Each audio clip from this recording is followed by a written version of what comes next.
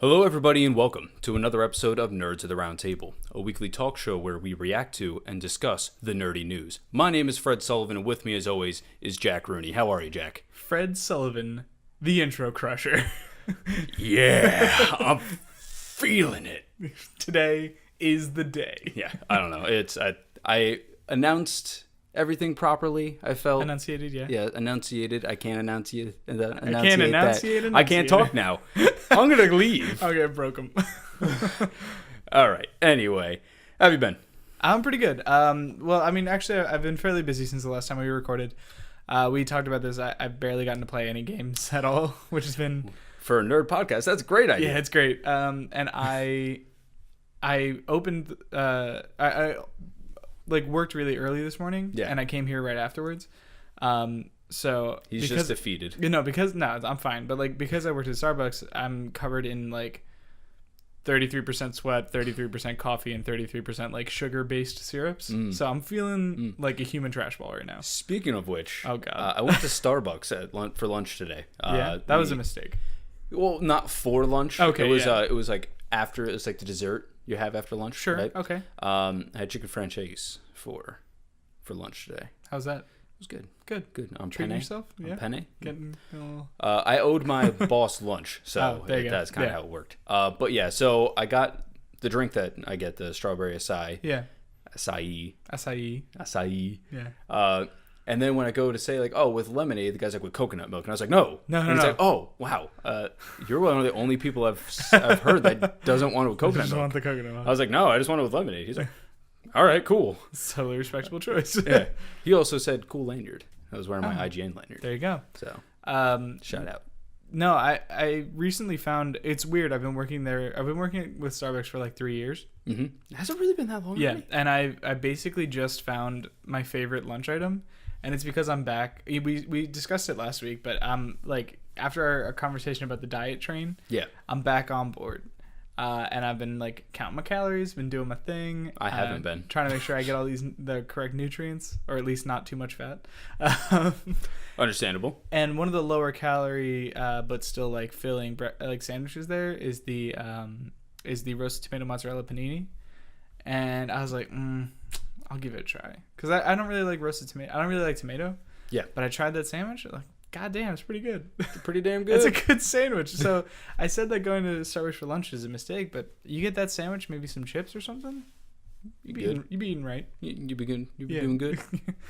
All right. So where the fuck did that come from? Well, that was just my work day. Yeah.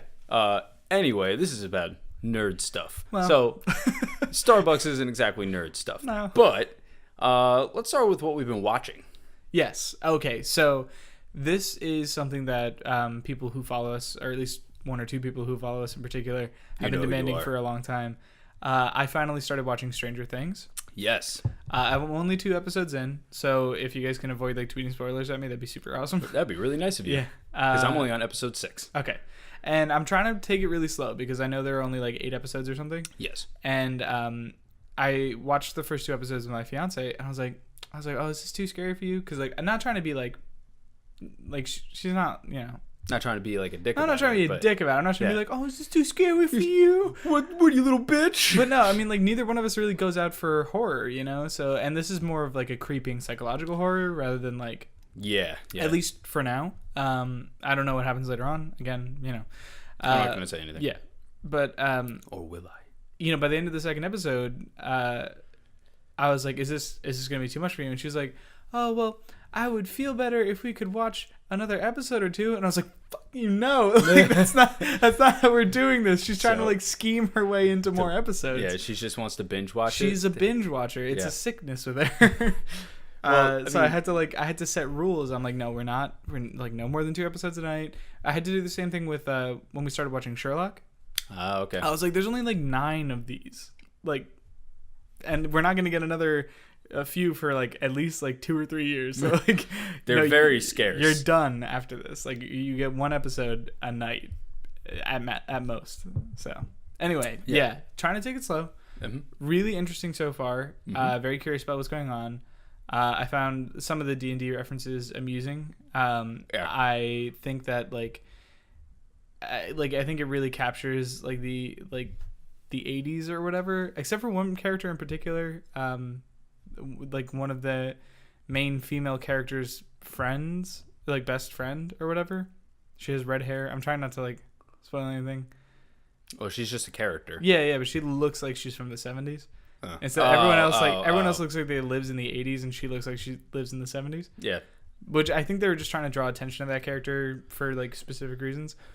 Anyway, but yeah, no, I think it really captures like the sense of the 80s or whatever, and definitely holds the charm of the I didn't 80s. live there, so I don't really know. No, but yeah. But like it's when I watch it, I'm like, this is like what I remember watching, like 80s horror movies. Obviously, I didn't live in the era, but I watched the movies and kind of lived, I guess, vicariously through that. Yeah, and like that's what it's trying to achieve, right? Yeah, and it does a good job of that. You know, like it just the different levels of society and everything like that. Like you see everything. Yeah, you kind of But yeah, no, I mean, I don't know if you met the one character yet, but there is one actress that is just, well, multiple.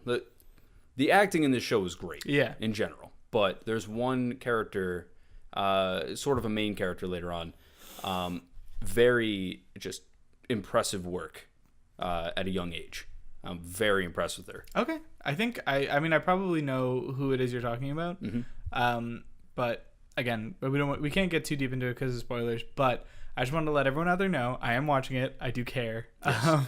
Yeah. And we're going to give it a try. Yeah, Kelsey and I keep we're going to binge watch it because we never got to binge watch anything, and this is a show that she really enjoys and I'm liking a lot. Yeah. Every time we go and we sit down to watch it, it's 12 in the morning. Yeah. And we have work the next day. So we're you can't, one episode.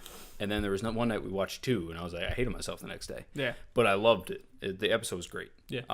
But yeah, no, love the show. Can't wait to get the whole story in. Yeah. But at the same time, a lot of people say they love it and kind of wish they had more.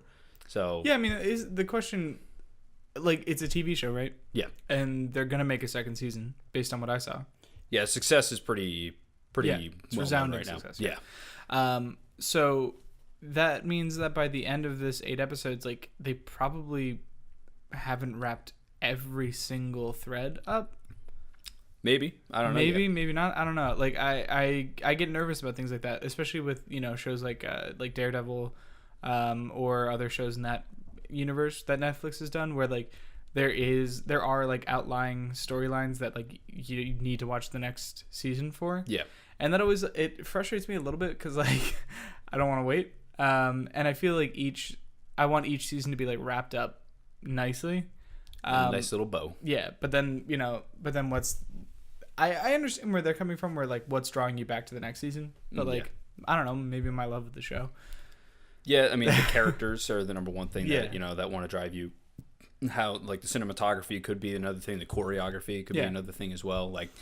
Daredevil, more than anything, the characters are a big thing for me, but the choreography just the one scene they do every season is yeah.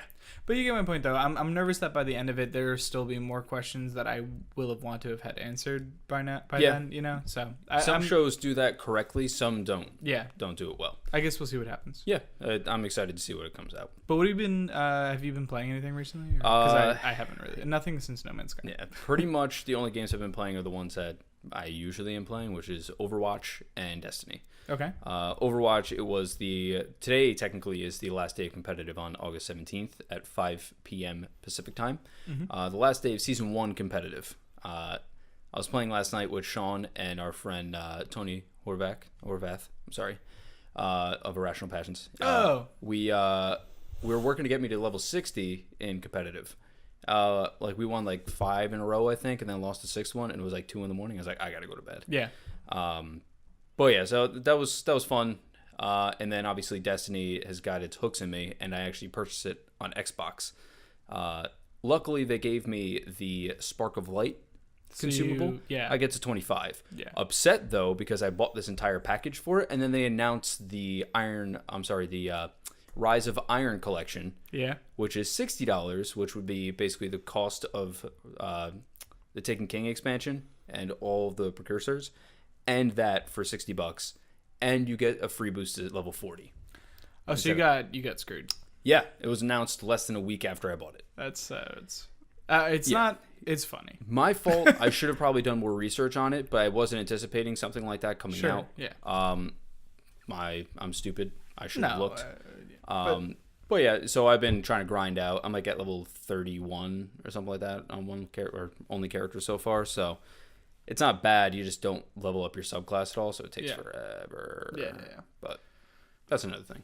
Yeah. But I don't know. Do you want to talk about the new Destiny news? I mean, do we want to wait till we go to the big subject, Gamescom, where we talk about Gamescom?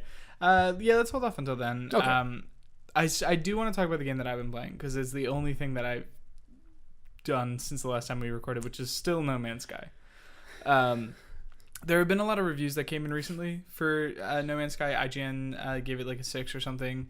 I do want to say that I think I enjoy it more than that, but I mean, I totally respect. I think it was Dan Stapleton's opinion on the subject. Yeah. But there has been a lot of like conversation recently about, I don't want to say like false advertising, but like kind of that, where there were promises made by the developer that aren't there right that now. aren't really there. Yeah. Like there's like a whole list on Reddit, and this was a question sent in by one Dave Ardito. That was actually lifted from the front page of Reddit Games. So not only the front page of Reddit Games, the top, literally the top article on Reddit Gaming. Thanks, got it. We see you, Dave. We see you. I do check that. One of the places we look for stories. Not to call him out too aggressively, but kind of, yeah. But anyway, this post, this like Redditor or whatever, said that there were things like planetary physics that were supposed to be in the game that weren't. Like all of the ships are pretty much completely identical in terms of their function. Like there aren't ships that are like faster or slower. There are ships that can like carry more, and you can like we'll get to my disagreements in a minute. Okay. The fact that like there aren't a lot of like factions and races that like play against each other. They just kind of exist in that space. Very conflicted are you right now? Like you want to say stuff and you're like, I'll get there. I mean, like there are things that are true about this and things that aren't, and then there's the greater question of how much does it matter, and then there's the greater question of like, do we need to stop letting this happen? So we're gonna go from the bottom up. We'll figure it out. The tiers, if you will, the layer cake. My tiers. And then resource distribution following none of the rules that were spoken of, as far as like crafting and like the rarity of certain elements and just like a whole bunch of things, like the fact that you can't really like build stuff in the environment. It seems like it's just upgrades for your suit or your ship or whatever, right? Okay. So those are like the big points. There are some smaller points that matter slightly less in terms of like things that features that like would play a difference in the game but aren't like these huge factors, like aren't like giant mechanic gameplay elements. I was listening to Kind of Funny's PS I Love You XOXO, where they listed like just a ton of features that are going to be added into the next update. That I don't know if they were described as being part of like what the game is promising, because I didn't, obviously, like I said, I kind of gave up on looking at No Man's Sky. As far as I know, that was like a day one update that basically made the game what it is now. Okay. Like the game would not be what it is or how it plays or like the direction that you go in the game, which is kind of a big part of the game. Okay. Without this update. So Gotcha. like it that was more of a question. That was a day one update that they released? Yeah, that was more of a question of like, is it no? I mean, it's like, is it right to release a day one patch that like kind of basically completes the game and still selling to potentially people who like might not download the patch, who play offline or who, I mean, that's I guess the way you look at it is, they needed to get this game out. Sure. And they kind of just like release a copy that people can play. Right. And then, because honestly, what is the percentage of players that don't play online? I mean, people say that, and then there are arguments that it's like more significant than people would realize. Like, I'm sure it is. I don't know the numbers. I feel like if you're not connected online, then like I don't know. I don't. Doesn't that game require network because you have to name planets and everything like that, and it gets uploaded? I don't know. That's the thing. Like, I don't know how. I've never tried it without network, so like.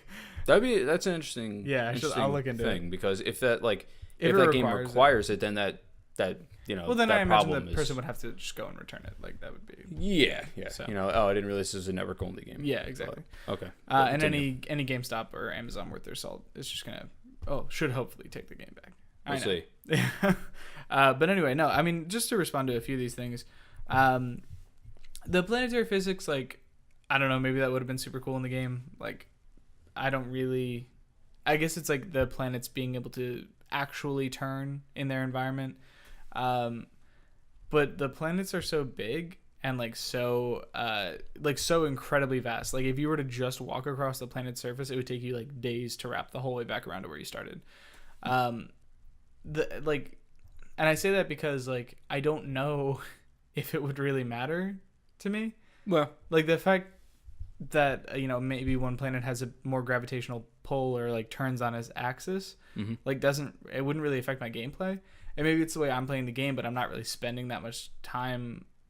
Like, I'm not spending days on a planet. Well, maybe it like not in terms of like what it does for like a day-to-day type thing, but maybe as like maybe one planet spins faster, in which it makes it harder to get out of the planetary, like out of the atmosphere. Yeah. Or it might be harder to land because it's turning so fast that there's like high speed winds or whatever it might be. Sure, it's like all these things, but like how at that point you're asking for like much more of a simulation game than this would be, to the point that like I don't know if that would be fun. But that's true. That's maybe a different conversation.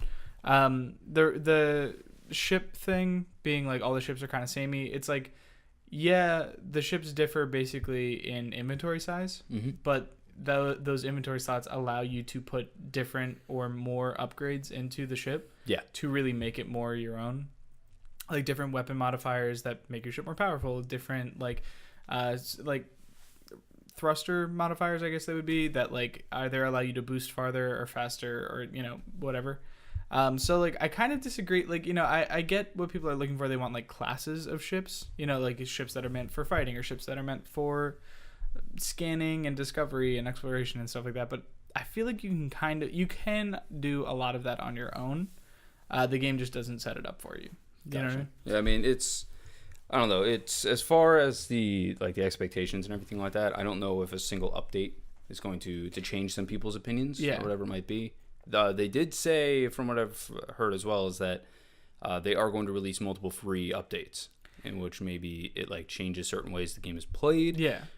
Maybe that'll make it some people's like what they thought it was going to be. Yeah, but, I mean, like that's I don't necessarily need to go so much deeper into the specifics of No Man's Sky. Yeah. But it kind of does raise a larger question about like, and this is what Dave was asking more specifically about, which was like, how do we keep stuff like this from happening, where a developer, and like this article isn't just this Reddit post isn't just like a complaint. Yeah, like it is citing multiple interviews and conversations where the lead developer like said that there would be these things in the game, and it's like, first of all, do we need to hold someone accountable for that, and also do we like need to be upset with the company that said that these things were going to be in the game and then like they ended up not being there? I mean, I believe that if you say something, you better mean it. Yeah. Is certainly something in, yes, you can't, sometimes you overpromise or whatever it is, but like you can't underdeliver when it comes to that. Like you have to make sure that whatever you say is going to be in the game, in my personal opinion. Like, because people are looking at you, hearing you say that, and are like, that sounds cool, I want to buy the game. And going based off of what you said, and then later on the game comes out and it doesn't have that feature, or it doesn't come out for months afterwards, it almost hurts the relationship that you have, like you've made with that consumer. Yeah.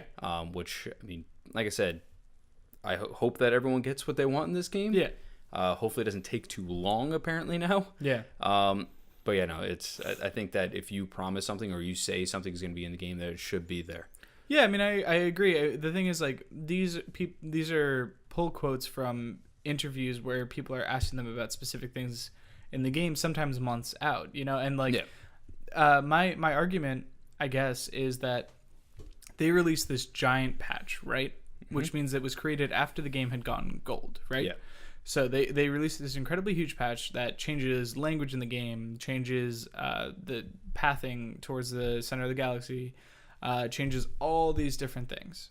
Basically, like I said, completes it. What seems like the last 25% of the game, right? Yeah.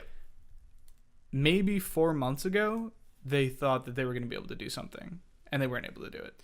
And then does Sean Murray need to personally come out and be like, "Hey, I said this.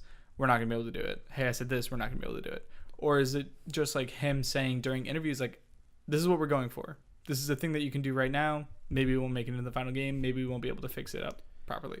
Maybe if they don't specifically say that it's going to be in the game, maybe they say we hope to add this feature. Yeah.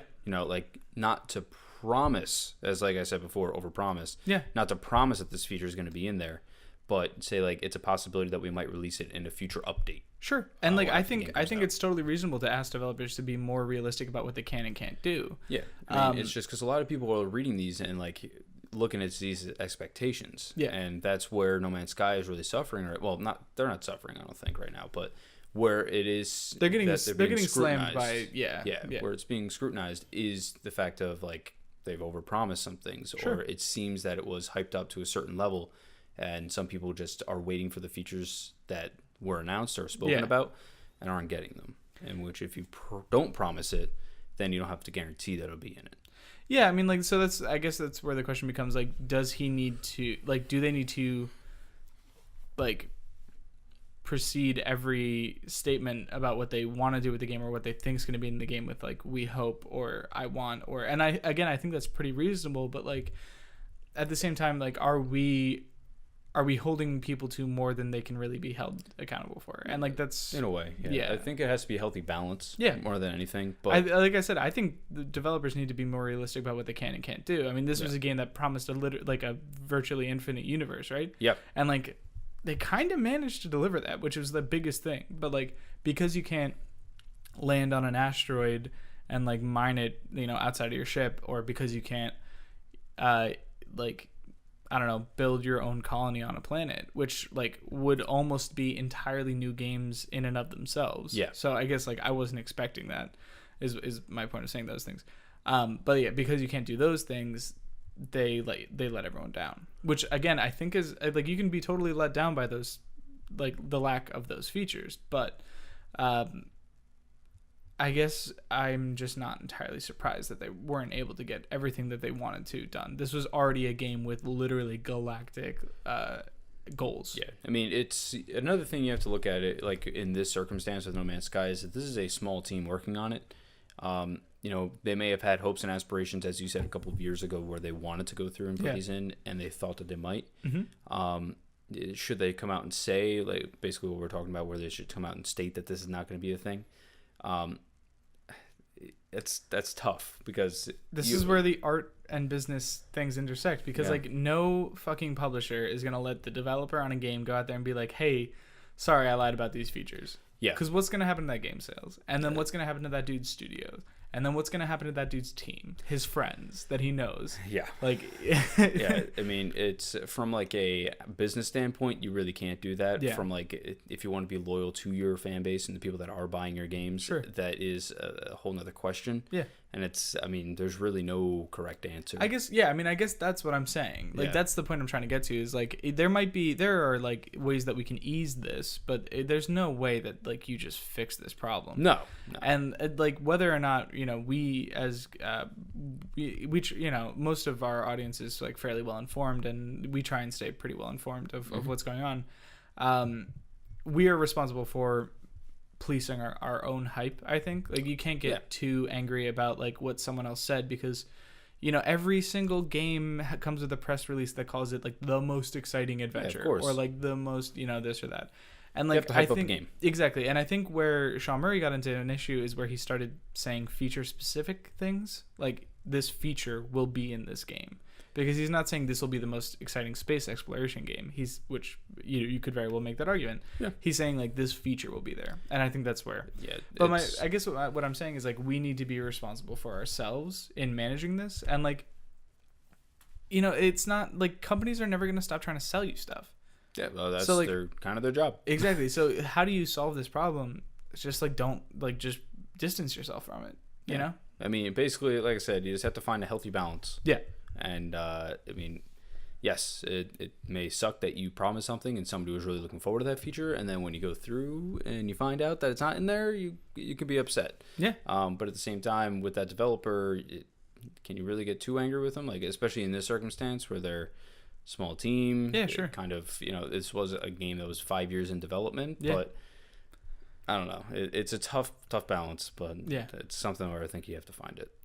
Yeah, I mean, like, I guess, I don't know. I didn't buy the game for crafting, so maybe I'm, like, not that affected by it, but I'm sure there is someone who's really upset about it, and, like, I respect that person, but, like, I don't know. I guess it's just not close enough to me. To each their own. Yeah. That's what it really comes down to.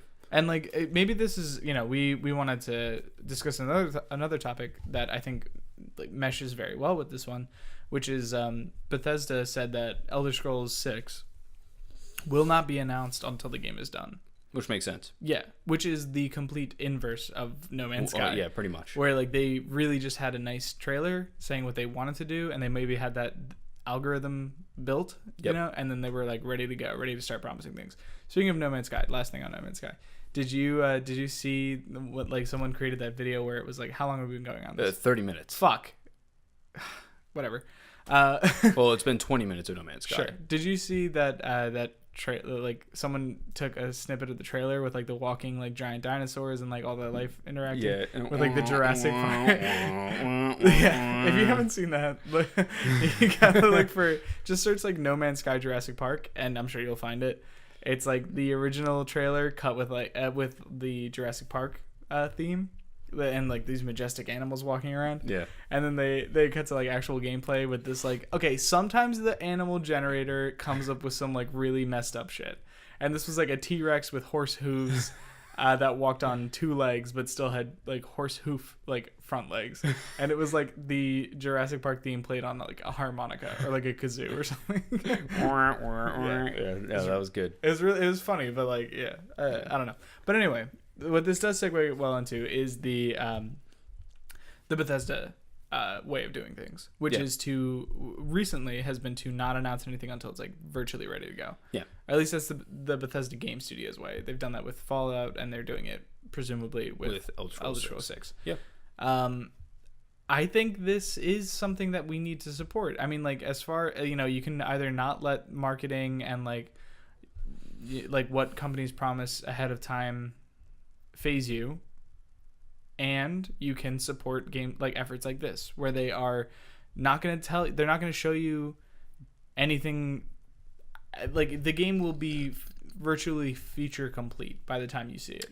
So like, you can't get too hyped up on empty promises. No. So the thing is, right, is that it works out great for that. But this is a studio and a franchise, both of them between Fallout and Elder Scrolls, that is well established. Oh, yeah. So they can do this and get away with it with immense success. Yeah, you wouldn't be able to pull this off as No Man's Sky. We like to do space exploration, and this is what you can do. Like, people are like, that's cool, but, you also have to look at probably the hype that was built behind this game for years to come, like, for the past 5 years, is probably helped its sales. Probably the reason it's selling so well. Yeah. And, the sales might be, benefiting from it, but as far as people's expectations, it has been hurt. Yeah. Because you obviously talk about a game for 5 years, and you keep saying things are going to happen with it, and you might miss a few things, as we were just talking about. I mean, okay. Last point on this. Like, there are, like...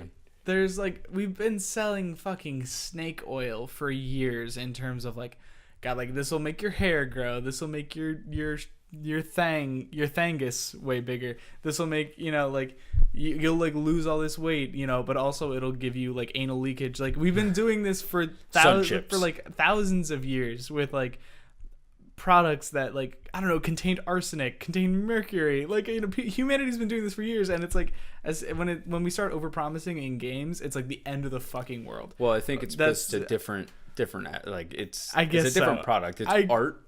Yeah, sure. I guess. And entertainment. It's just like, it just frustrates me. Okay.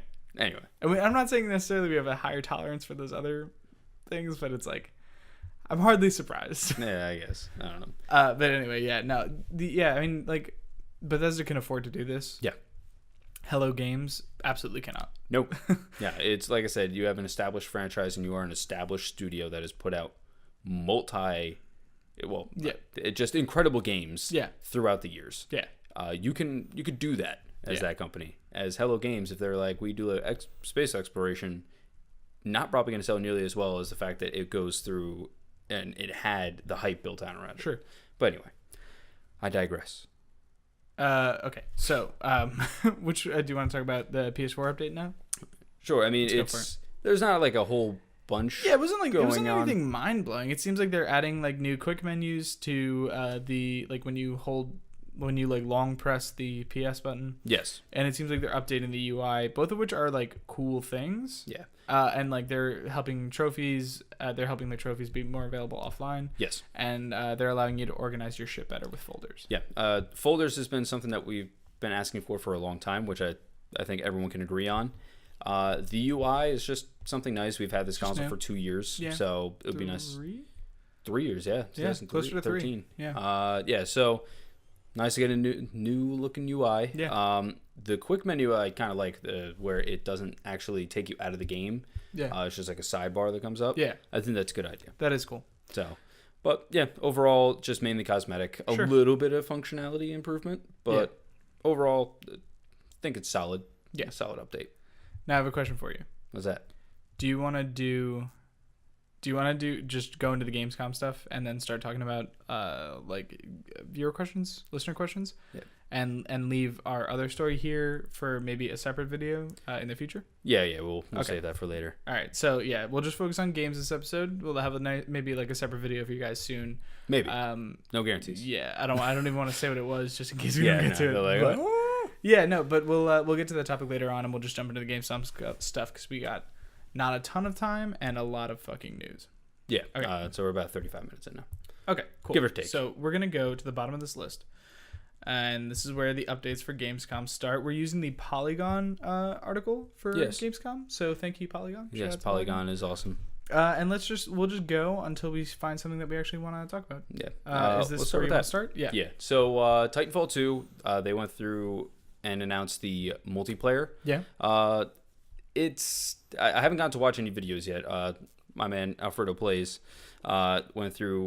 was able to go to Respawn Studios and actually play it. Oh, cool. And did some videos for Kinda Funny as well as for his own channel. Sure. Says that it's very fun. It's a new experience where there's an actual story mode this time around, as everyone knows. Exciting. In which you can actually like understand the link between Pilot and Titan. Yeah. Which is awesome.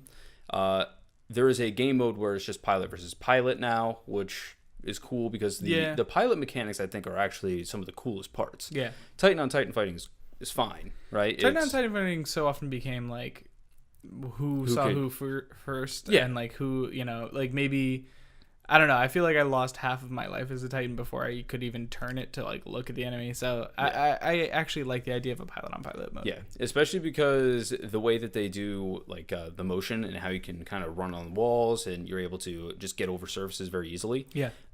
Makes it very interesting. I am actually kind of excited to play it. I never played Call of Duty when they announced all that kind of stuff. Yeah, that's the thing. I like that. So other franchises have done this recently. Is Titanfall still special? I don't know. Yeah, I think that's going to be the real question. Yeah, we're going to have to wait and see. But I am excited. I did like the first Titanfall. I did like it. The multiplayer for it just got a little bit stale. Yeah. But I think that this looks interesting, especially the Pilot on Pilot. I'm actually pretty excited about. The fluidity of the combat, I think, is going to be something that is hard to compare, even with Call of Duty and everything like that, because these are the people that kind of originated it. Yeah. And I'm kind of excited about that. Cool. But that's pretty much all we really have to talk about with that. You know, until we see some more, and maybe next week once I watch some more videos and watch Alfredo play it. Yeah. I'll have a little bit more of an opinion on it. Cool. But I might be skipping like one or two things based on like things that we have questions about. Why don't you go ahead and take that one there? Oh yeah. So I watched the stream, basically just the announcement for it. I didn't watch them talk about it afterwards. But the new expansion for Destiny, Rise of Iron, looks dope. Looks really good, actually. You said like Destiny Rise of Iron, and I thumbs up towards the camera, and then I was like, wait, what am I doing? I don't like talking about Destiny. I mean, I know Destiny is not your game. We've kind of discussed this from the get-go. Yeah, I mean, we don't need to like go into my reasons for that, but like, if you guys have been around here for a while, you know that Jack does not like Destiny. I don't have. You want to talk about a game that I felt like had built up expectations and then failed miserably, and I still have a bad fucking taste in my mouth because I've like, you want to talk about a studio that I felt like lied to me. Yeah. Whatever. Anyway, like again, we don't need to get into that right now. It's 3 years old. It's 3 years old. Those wounds are still festering. Anyway, no, but yeah, I'm glad you're excited about this. I'm curious to see what it might offer for someone like me who, I'm looking. Destiny's mechanics are so good that I'm looking for some reason to get back into it. And I don't think they're going to give it to me, but I want to be open to it. So my only complaint with Destiny now, right? I mean, they made everything easier to get into. Okay. They made it so you get like a smart drop now for like if you play like a certain game mode and you have all your highest light equipped, when you get a new drop, it's guaranteed to be better than what you have. Okay. There's none of this shit before where you would play the raid on hard mode and get nothing, because everything was lower than what your light level was. That was the worst. I mean, it really wasn't. It made something that should have been so special, like the raid. It became very grindy. Yeah, absolutely. Which is like fine, and like I guess it's how you get people to keep playing that content over and over and over again. Yeah. But it's like it's just shitting on people. It doesn't make you feel good when you play like the raid 2 or 3 times and you don't really get much out of it. You want to feel like you get something out of the time every time you play the raid. Yeah. That's when you introduce new game modes and stuff like that to prolong, like basically extend longevity of the game. Yeah. In which that's what they did, like the Prison of Elders, the Challenge of the Elders. Yeah. I can't stand it. It's so boring, and you have to do it 3 times. Yeah. It's just not for me. Yeah. But Rise of Iron looks extremely interesting. It's an expansion on the Earth map of the Cosmodrome, where it's its own thing called the Plague Lands, where you actually go into this whole separate land. There's like magma coming out of the ground, and it just visually looks very cool. There's the Fallen have actually been digging, and they found like this, I don't know if it's an element or what they said it was again, but it's basically something that they can enhance themselves with and basically kind of make themselves grotesque looking monsters, but also change the terrain and everything around it. Interesting. But they announced that. They announced that you're going to be basically working with the Iron Lords. Iron Banner is one of the coolest features of it, I believe. Like, those characters are just like insanely badass, and you don't know anything about them. Yeah. So I'm very excited to actually learn more about that. Because who reads fucking Grimoire cards? Yeah, no. I do. No. Lord Saladin at the fucking breach. Yeah. I don't know, he's betrayed or something. I can't remember. Anyway, so you get to go into like this new social area where I think it's just like 6 people or 8 people are allowed in. We get to see each of the Iron Lords. Their statues are there. Cool.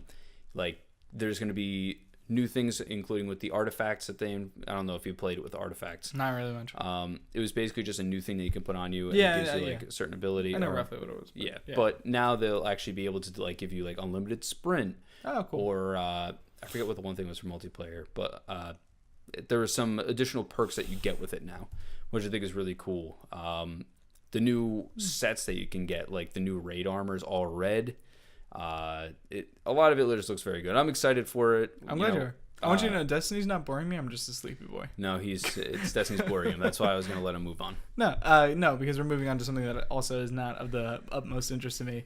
There was a new Overwatch map revealed, which is Eichenwald. Eichenwald. Oh, it seems like you nailed that one better than I would have. I have no idea if it's right or not. Sorry. Okay, well, maybe not then. Who knows? Eichenwald. But it seems like it's maybe like Reinhold's. Is that his name? Reinhardt. Reinhardt. Fuck. Reinhardt's, or I don't know if it's going to be Reinhardt's or if it's going to be Torbjorn. It seems like a German name. Okay, well then Torbjorn maybe it's that. Seems like he's from like up north a ways. I would have said like Sweden. Or maybe like, I don't know. Not Sweden. Like that. But yeah, new map. Viking land. Yeah, new map looks interesting. It has castles. It's kind of just fairy tale looking to me. That's the kind of vibe I get. Yeah, but it's interesting. I'm excited for new updates on Overwatch. Is that game the Lucio Ball? I don't know if you heard about that. Nordic regions. Nordic.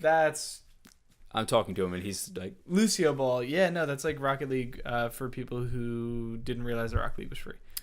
A couple year ago, whatever. But It was actually kind of fun. I heard it was good. I heard that people are having fun with it. Was it like, was it just something kind of fun initially, or did it stay fun afterwards? Like, it was kind of like something interesting to play with Overwatch because you play as Lucio. There were glitches with the game where some like random characters would spawn instead of Lucio.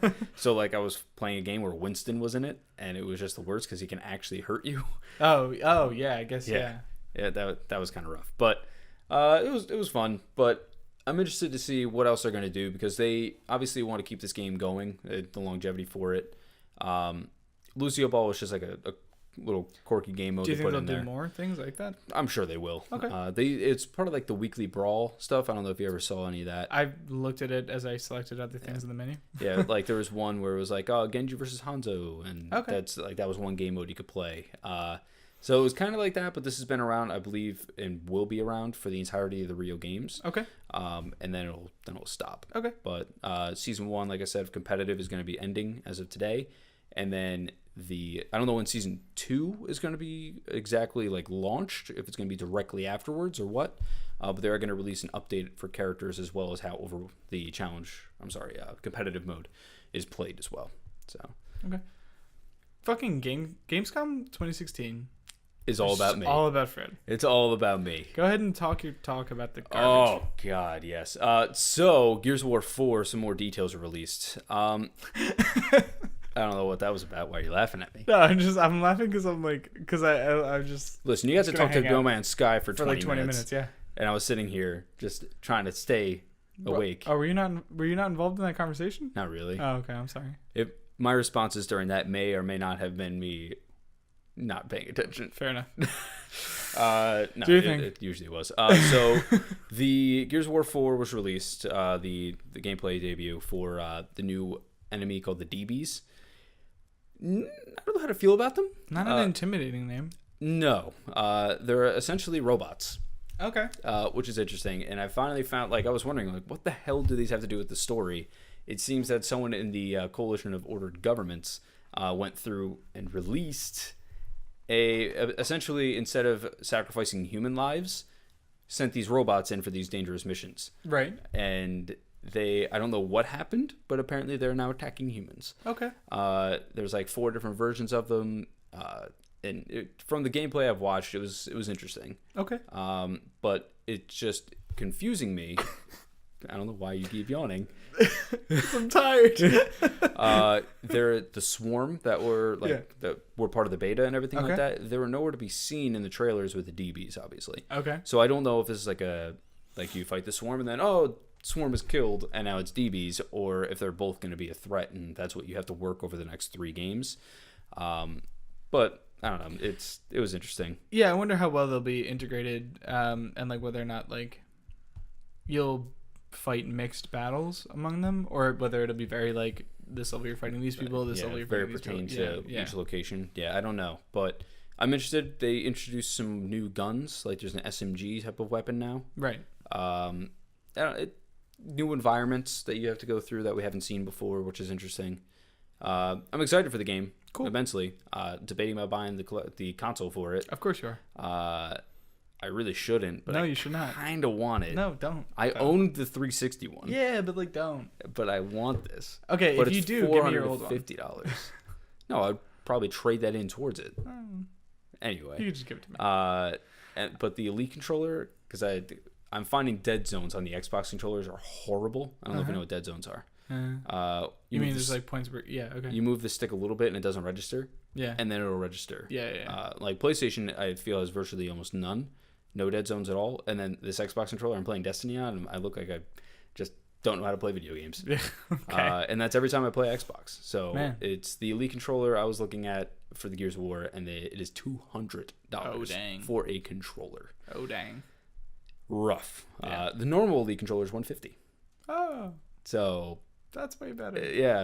Way better. Yeah, still being a very really loose term, but it's the thing is Gears of War 3 I spent probably $1,000 on. Yeah. In total, because I bought the console, I bought the Triton headset, which is $300. The Retro Lancer, which was $130. collector's edition strategy guide. I bought it at numerous locations to get all the characters. So it's like roughly like 900 to 800. I would say about between $800 and $900 too many to spend on a game, and that's giving you my favorite franchise. It's giving you a budget of like $200 to $300. My favorite franchise. I understand. So, no, I don't understand, but I traded in my old console towards it as well and everything like that. But well, that's good. That's why I'm like debating about doing this now. Sure. I really shouldn't. No, but I want it. I will give you a penny more than the trade-in value. Fuck that. Get out of here. Why? A penny? Yeah, a penny. Fuck you. Yeah, fuck Get out of here. I'll give you $1 more than the trade-in. No. I'll give you 50 cents more than the trade-in. Buy me the console and I'll give you my 360. Or I'm sorry, I'll give you my 360. That seems like a terrible deal.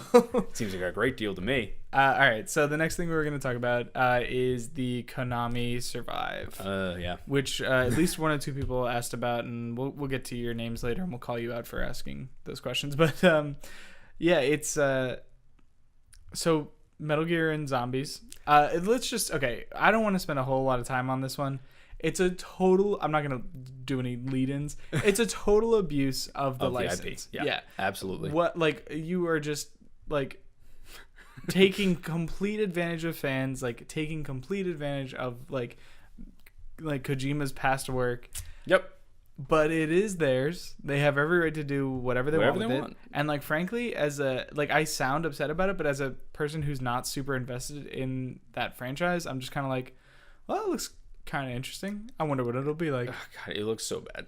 I mean, does it look bad? Yeah, because it's what it reminds me of is Left 4 Dead. Yeah. And Left 4 Dead was a great game.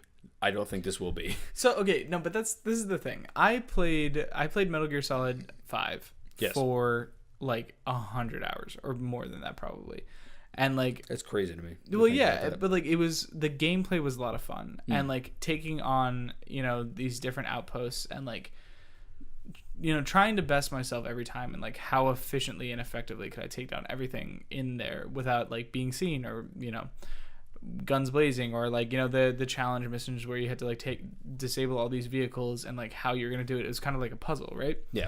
I wonder if there will be anything of that gameplay in this that makes it compelling. But I think there probably will be, because they emphasize the V in Survive. It's completely based on the engine of Metal Gear Solid 5. It is, because it's a splendid engine. Yeah, and I wonder how much, I know this is oversimplifying things, but I wonder how much copy and paste there was there, where it's this stuff works here, let's put it over there, and and then they start changing the enemies and changing the how the buildings look and everything like that. But if the core of the game is still there, if all the mechanics are still there, it's probably going to be pretty fun to play. I mean, and it's just what is what is your motivation? That's the part that's that shitty. You're questioning. Yeah. Well, no, because it's because your motivation is not, it's a Metal Gear game. What. It basically, when I'm looking at this game, what is it? I'm looking at this game as essentially what our question was last week with J. James Lugo, saying that, is this just the company taking advantage of the IP? Yeah, with the Metroid. Absolutely. With the Metroid. Yeah, with Metroid. This is just basically using its namesake to release a game. Absolutely, yeah, and their engine, and they're keeping it all. But I mean, what about Metal Gear Rising?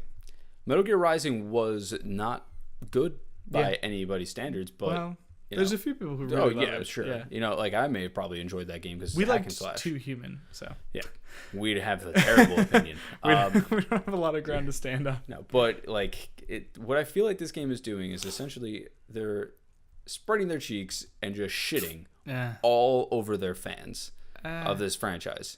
Because even if this game was it's supposed to be a spin-off, if you had one character from the Metal Gear franchise actually in it, maybe might be compelled. They're in the trailers. So there's no characters from Metal Gear in the trailers. Yeah, there is. In the trailer there was. Yeah. Really? Yeah, and I heard that there wasn't. No, in the helicopter taking off, there was. I don't know. I mean, you saw in the helicopter taking off from the old mother base or whatever, it was Ocelot and Snake. So, really quite positive about this. I don't know. Okay. This company's just shitting on their fans. Sure. No, absolutely. And I think it's kind of it's like not a spin-off, really. It is, I think, taking advantage of their fans, but like, I don't know. I mean, I don't want to deny it outright, but I think you are totally validated if you see this game and you're not interested in it because it wasn't made by Kojima. Ooh. In the same way that, like, like Sean virtually rejected Rising outright because it wasn't a Kojima game. Yeah, but I think he's rejecting this game. Yeah, and I'm sure, like, I think he still played Rising at some point. I think I remember him playing it, but I don't know. But like, it was automatically like lesser because it wasn't made by Kojima, and I'm sure there are a lot of fans that feel that way. But Metal Gear Solid 5 also sold in the millions, right? Yeah. And you got to wonder how many of those people are following it this closely. Like, how many of those people played Metal Gear Solid 5 without ever really paying attention to any of the drama that was going on with Kojima? And do you think they'll really know the difference? Probably not. I mean, educated fans will obviously know what happened, especially with the Video Game Awards last year, and how everyone was very vocal about the relationship between Kojima and Konami. Yeah. But who knows? But yeah, I wonder if I want to know what the sales numbers are going to be, because this also isn't like a mainline Metal Gear game. It's not a numbered. It's a spinoff. So yeah, I'm very curious to see what'll happen with this game. I mean, it's I don't know. I don't know at all. Yeah. I don't even want to venture a guess. Yeah. Do we care? Ooh, you care about this? I didn't. I saw this, but I didn't really read into it about For Honor. I'm excited for it. Like an you don't need to tell me anything else. I'm sold. Doesn't seem like they're revealing a whole lot more.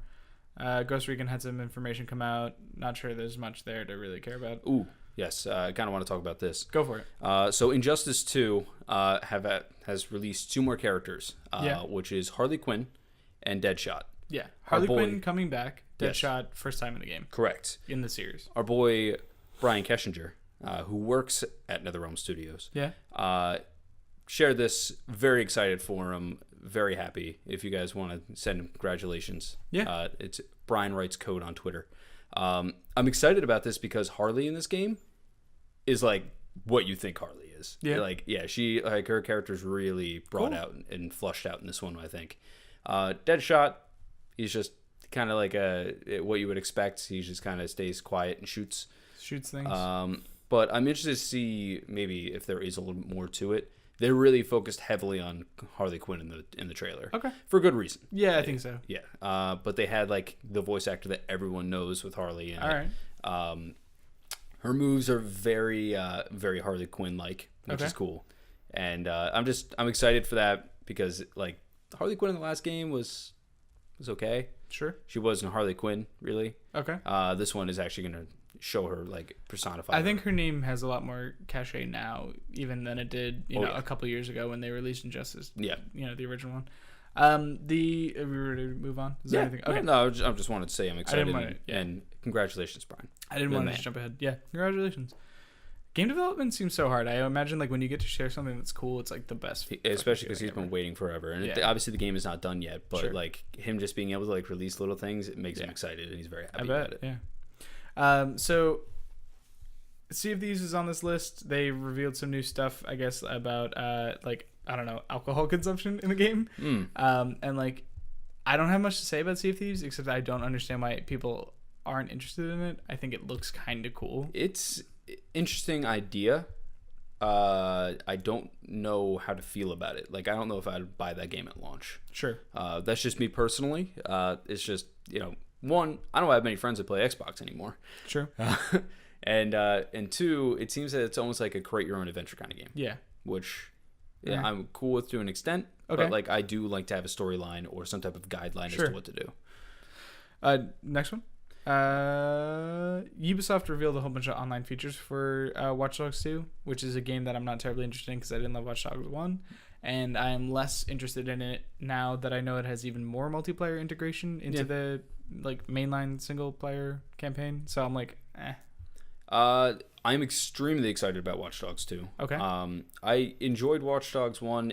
I think it was a great idea that they had. They just didn't really hit the nail on the head. Like, it's one of those games that I could talk about that like conceptually really, really awesome, and then like in execution it was like hit this button to hack the world, like, which I think it's gonna still be similar to, I just like that was so boring to me. But I'm excited because one, I love San Francisco. Yeah. So being able to take play in San Francisco Bay very excited about that. Cool. But just in general, this game looks like an improvement from the last one in pretty much every aspect, in which I'm excited to play it. As far as multiplayer, I'm not in it for the multiplayer. Yeah. But if you want integrated and it's just kind of seamless, there's like it just happens. It's fine. Sure. When it happened in the single player of the first game, I was kind of like, oh, this is fine. Yeah. Do you remember what happened? Yeah, but you would just like suddenly start getting like, like someone's trying to hack That's so you. annoying. That's and you're like like find them, and you're like, that's so annoying to me because I'm just like, I think you could turn it off if you wanted to, but like I think it was default was like on for that. yeah, and I just it was something. don't like force your multiplayer on me. Like I like multiplayer to be a separate option in the start menu. You know? Assassin's Creed. Sure, yeah, fuck, man, Assassin's Remember Creed, that? so good, so goddamn good. It was a great idea that just was not, just didn't execute properly. I mean, like it was Assassin's Creed multiplayer. I think was executed very well, but their net infrastructure was not great. That's what I mean by it wasn't executed very properly. Yeah, exactly. But it wasn't like on the gameplay level. I feel like Watch Dogs, the original Watch Dogs, kind of failed on a gameplay level, whereas like Assassin's Creed multiplayer specifically was just like I didn't like their service was unreliable, but their gameplay was tight. The gameplay was actually really fun. I really loved it. Yeah, people did not give that game enough credit for its multiplayer. Yeah. I thoroughly enjoyed that. Yeah. Sorry if you hear noise in the background, by the way. I don't know why there's something going on. Yeah. But if you might hear it. Apparently South Park brought Smell-O-Vision to Gamescom. Yeah. For farts. I watched the video of an IGN employee doing it. Yeah. And he's like, well, I'm never doing this again. This is something I just don't want to do. Yeah, I can't imagine it's fun. Oh, man, that is definitely going to pick up. Yeah. I don't know why it's happening, because the thing is off. It just does it. It's not. I think it happened during one of our previous episodes as well. It does it every episode. Really? Yeah, almost every episode now. We're just going to have to turn that thing off. I turned the air conditioning off. No, like shut the whole system down. No, I can't do that. Unplug all the power from everything. That would be a bad idea. That's probably not catastrophic, right? Only a little bit. Whatever. And so, I don't know.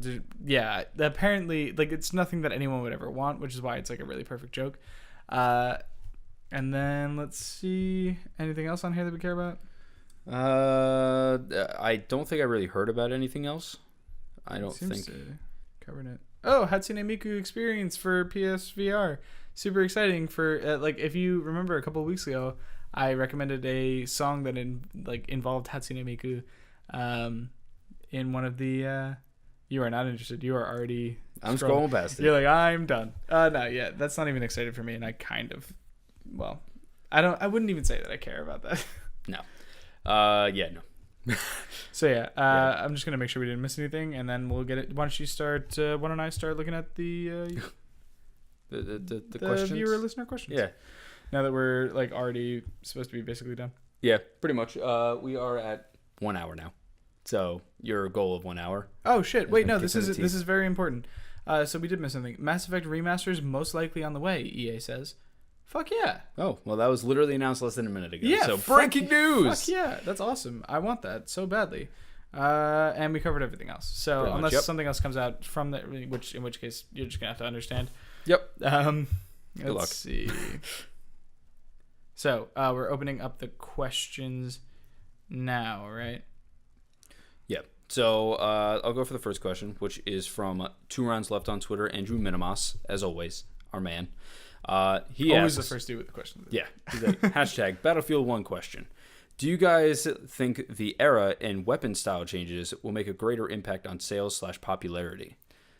The thing is that being World War One, I think it's one of the only games that has done that. Sure. But the thing was, way back when, like 2006, 2005 to 2008, before Modern Warfare, essentially. So maybe a little bit before that, actually. World War II was the war to go to for everything. Yeah. Obviously, there's going to be a little bit different weaponry, but I don't know. I don't know if it's going to make that much of a difference to increase sales or popularity. I think it's an interesting, gambit or whatever. I think they are really taking a chance. It could go either way. Maybe people are interested because it's different. and maybe people are less interested because it's different. People are definitely more comfortable with things they already know. So this modern stuff that's been going on recently has been going on for like couple years now. Like 2007 was when Modern Warfare and that's when things were almost like congruent with our current we're pretty much congruent with our current timeline. And then like it's just been getting more and more advanced since then on like both sides of this. So like I don't know if people are gonna like them going back. I think personally, and I've talked about this before, I'm more interested in the game. I mean, it's an interesting concept. It's just a matter of how people are going to receive it. I don't know if, like, especially kids, I don't know if they're going to be looking to jump into this. Especially when the next one is... It's not like a cool hot war, No. I mean, you have Call of Duty Infinity War. Infinity Warfare? I don't know. I don't know. I think it's Infinite Warfare, but I think you said Call of Duty. Call of Duty. Sorry. I can't speak. No, it's fine. So, like, you have that, which is basically the future, or you go to Battlefield 1, which is the past. Kids, I think, are going to probably flock more towards the future just because it's something that they're a little bit more comfortable with. The other thing is that this Call of Duty coming out with Modern Warfare is also going to probably help its sales. I mean, in relation to Call of Duty, Battlefield 1 is going to lose. I think so. But the question of whether or not how it will compare to its own sales of like Hardline and 4, that's where I think Hardline did very well. I mean, I think it'll do better than Hardline, but worse than 4. 4 was I think one of their pinnacles. They hit. 3 didn't work, and then on PS4 at least. 4 also didn't really work either for a while. I think, right? Dave actually asked me. He's like, "Should I buy Battlefield for like $5?" And I was like, "Probably not." Nah.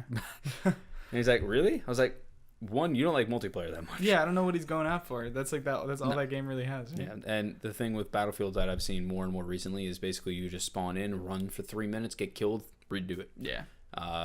That's why I kind of stopped playing that franchise.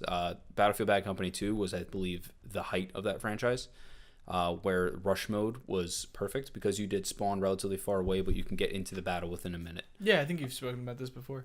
Battlefield Bad Company 2, the best Battlefield in my opinion. Fair enough. Loved it. Andrew also has another question. How did the news from Bungie Rise of Iron Vidoc or whatever video on demand? I don't know, whatever. Stream on Tuesday go for you? I just pre-ordered it for the armor customization. Rise of Iron, I kind of spoke to it in length a bit before. I'm extremely excited about it. It's a lot of things have me excited about that. I'm interested in the story mode for it. I'm interested in the armors that they have to offer. I'm interested in the new game mode for multiplayer. They did also announce private matches, which people are either like loving or they're hating. Or don't really care about it, I should say. I guess it's like meh, if it doesn't affect you, it doesn't affect you. And if you wanted it, well, there you go. I mean, the one thing is that this might be in preparation for maybe Destiny 2 having maybe one, dedicated servers, 2, having private matches available so they can do a type of competitive league for it. Because esports is something that Bungie can certainly do. Maybe this is kind of like their stepping stone towards it. I mean, and like mechanically, I think they're there. I guess they just need to set themselves up for it properly. Was there anything else you wanted to talk about? I think we covered it pretty well. I pretty much spoke at it at length. I don't really need to break down the detail by detail. You can look up the video if you're looking for that. My opinion looks good. Did you want to take Trevor's? Sure. So our boy Trevor Starkey, aka Snarky Starkey on Twitter, what up? KF Daddy, if you will, aka KF Daddy, aka Snarky Starkey, aka Trevor, aka my lover. Okay. I feel like there are going to be some people who are pretty upset about that. Probably. He asks, any thoughts on the Final Fantasy 15 delay? I mean, like, we've both outed ourselves at this point of not really being that into Final Fantasy, right? No. So this delay doesn't really affect me in any meaningful way. Nope. But a delay on a game that's been in development for like 10 years is just still the funniest shit to me. It makes me laugh. Yeah, and like that's really what it is. And, like, my thoughts on it are like, oh man, that really sucks. It must suck to like Final Fantasy. It just must suck. It's like being a Nintendo fan right now. You're just getting the shit kicked out of you. It just must suck so much. Because I mean, the thing is, right? Like, oh, we're gonna give this an official release date. It's coming out, and then they're like, by the way, it's it's been delayed again. Yeah, they had an entire event. About the release date. Yeah. Okay, so this is the thing though. Like, so from what I've heard, like I listen to PlayStation Blogcast a lot. Okay. And one of the guys on there is super into Final Fantasy 14, like the MMO type thing. Okay. And it seems like if you want like continuous Final Fantasy like updates and like new shit and like, you know, a reason to love that universe, like that's the game to play. Like they've updated it several times over the past couple of years, like within the time that they're like the main development team has been working on like 15 for like fucking forever. Like Final Fantasy 14 has gotten like all these updates and like all these gameplay changes, and like if you are a Final Fantasy fan and like you need something to hold you over, just maybe give that a try because apparently it's real good. Yeah, I don't know, never been into Final Fantasy. Me neither. So funny, that's what that is. Yeah, I find it comical and a little sad for the fans. Yeah, really. I mean, that's what it comes down to. Yeah. Andrew Minowas again, 2 rounds left. This was briefly touched on in your previous episode, but what can your least favorite console do to quote unquote win you I fucked or it up. win you back? Yeah. My least favorite console, I guess is Nintendo, like a Wii U. Yeah. The thing is that I've never really been a Nintendo fan, so it's hard for me to kind of do anything with that. So he says like specifically your least favorite console. So it's like I'm not gonna focus on Nintendo because we've talked at length about what Nintendo needs to do for their fans and like what we think. Yeah. You know, so if you think about like what the Wii U would have to do, like, I mean, if you were looking to fix the Wii U specifically, you'd have to drop that controller. Yep. And you'd have to, because of that, like focus more solely on the Pro controller. Yep. And I think that makes your console more attractive for porting experiences over. Yep. And so, I mean, it's really just like everything that, I guess it's still everything that we've been saying in the past. Like, you got to get more third parties on. Just think about the gamer. Yeah, you got to start, like, it really was, Sony made the right move at the beginning of this generation, talking about what gamers wanted and, like, really making it their focus. You know, not what, like, everyone wanted, not what the electronic consumer market wanted, not what, like, Nintendo fans wanted, but like what gamers wanted more than anything else. And I think that really won them a lot of fans and won them a lot of sales. Yeah. So like, you know, like I said, as far as Nintendo goes, you can refer to any of our other conversations about it where like I've been very disappointed. We've all been very disappointed with what Nintendo has to offer. And if you're a Nintendo fan, fine, cool, whatever. But like it's been rough going for a couple of years, it seems like. So it's kind of like what can Nintendo do? At this point, I don't want Nintendo to make consoles anymore. I want them to become a publisher, and I want them to put their games on other people's systems. And I don't want them to become an exclusive publisher. I don't want, I play on Sony consoles, but I don't want them to be owned by Sony or they published will never exclusively. Be owned by Sony anymore. Exactly, or like exclusive exclusivity partnership. With Sony, or I don't want that Microsoft. for Microsoft either. I just want them to publish third-party games that are the best. Become like Activision. Yeah, and like if they want to maintain their hold on the handheld space with like whatever the NX is going to be and whatever the 3DS is, even though that is going to be like a home console, kind of, it seems like. Sort of. I would rather they just not do that at all and just focus on publishing games. But that's a different question for a different time, I guess. So for Nintendo, it would essentially be that. Yeah. Be more for the gamer. Maybe Pokemon Coliseum? Pokemon Stadium? Sure. Maybe? Yeah. I don't know. Maybe that. For Xbox, if you want to count that, if like you don't want to include Nintendo and you want to include Xbox, you guys got me with Gears of War. Nailed it. Thanks. Yeah, I mean with Xbox, it's more like the consoles are so close in terms of like features that, what turned me off of Xbox was the UI, I guess, at the time. Yeah, no, the UI has gotten better. It seems like it's gotten better, and still like, not as good. The fact that it wasn't worth holding on to for any games. There were no in games. The beginning. Yeah, well, even now, like there are no games for me that like I care about enough that I want an Xbox. Sunset Overdrive. That's still pretty much the only one. Yeah, I know. But like, if they release another Fable, no, I never fell in love with the Fable games. I enjoyed them for what they were at the time, but like they weren't really super compelling to me. I love Fable. It's like, so I did one of the my top 7 games. Mm-hmm. I wanted to put Fable up there. Okay. I really did, but I couldn't. There's other games that have just I think I was really impressed by the first Fable. Yeah. And like the second one, I was like, Fable 2 was good. I was like, oh, this is cool. And then the third Fable, I was like, I was done with it by then. Yeah. You know. So I think that's kind of why. Fable 1 was awesome. It was great for its time. Yeah. I loved it. Anyway, next question is from Patrick Searles, aka P.S. I love you too on Twitter. Who told me to stop trying to correct myself about saying his name. So, okay. Well, so I've chosen, instead of not correcting Patrick myself, S? to just never say his name again. Patrick S. now? Yeah, sure, Patrick S. There you go. He asks, Metal Gear Survive, Metal Gear Survive, Metal Gear Survive. We spoke about it. It's shitting on the face of Metal Gear fans. You're in real graphic. I'm sorry, but it kind of is. I'm not really interested in the game, but I'm sure people will be attracted to it. As you said before, people that don't really have anything to pertaining themselves to the Metal Gear franchise might find themselves coming from 5 and enjoying this, which that's cool. Whatever. Yeah. I mean, I don't have anything to really add to that. Yep. Yeah. No. The next question comes from Ryan Santil, who you know our boy Santilli. Santilli? His name is Santilli. Oh, so we said it wrong for the first couple. Everyone months, has been saying it wrong forever, but he doesn't mind it being Santil, and I appreciate you, and I miss you, buddy. And I appreciate you for not giving me shit about your name. Well, he's like, well, it's been like that since the beginning of the Kind of Funny community, and it's just been like, well, I like it. Yeah. Well, he wants to know, this seems to be one of the worst summer dry spells in gaming I've ever had. What games are keeping you guys busy? Obviously, for me, No Man's Sky. But if you're asking for advice, I think about what more people would like, I think a really good bet right now would be Brutal. Yeah. Because you can play Brutal virtually and endlessly. You've got a bunch of different classes that you could do. You can create dungeons for other people to play. And it's only like $15 or $20, I think. $15. Yeah. And on top of that, very easy to just drop in, drop out. Yeah. Like, and like one level takes you maybe 15 minutes. So here's the thing, and this is maybe another topic for like a different time, but I feel so much more committed to No Man's Sky right now because I paid $60 for it than I would feel like super committed to Brutal.